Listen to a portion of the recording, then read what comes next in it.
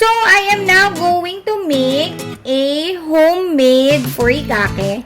Since wala akong mabili sa mga supermarkets or any, near grocery stores here. So, let's start.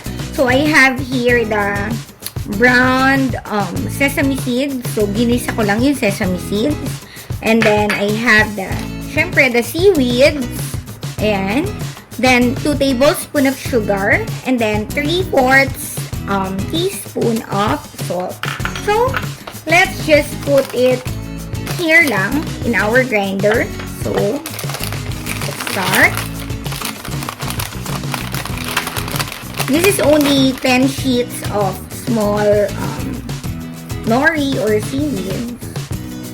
So, yan.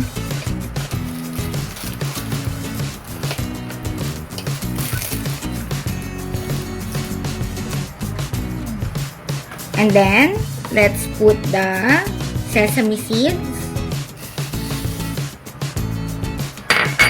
And then the sugar. And the salt. Let's just grind it lang.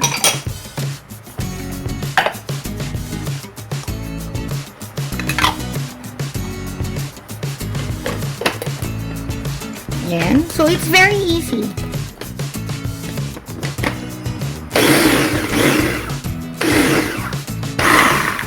Yan, as you can see.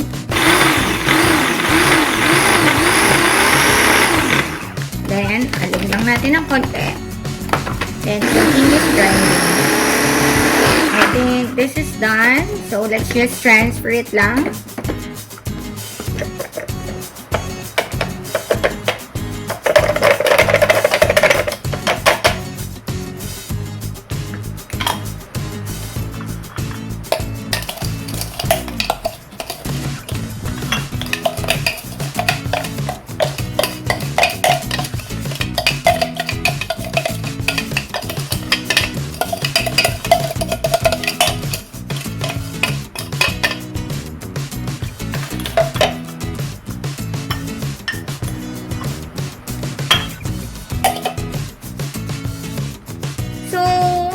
I just put some, seaweed.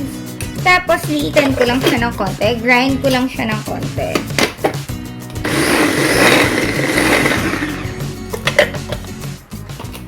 So, ayan.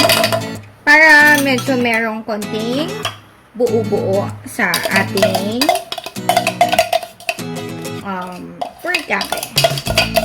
Kasi mas maganda is meron ka makikita, ayan, mga flaky na nori or seaweed. So, diba? So, this is it. I'm done making my own version of furikake. So, it's very easy. Super sarap niya. And then, yung lasa niya is parang salted egg. So, this is it, pansit. Our own version. Very easy. Own version or homemade furikake. Ayan. That's it.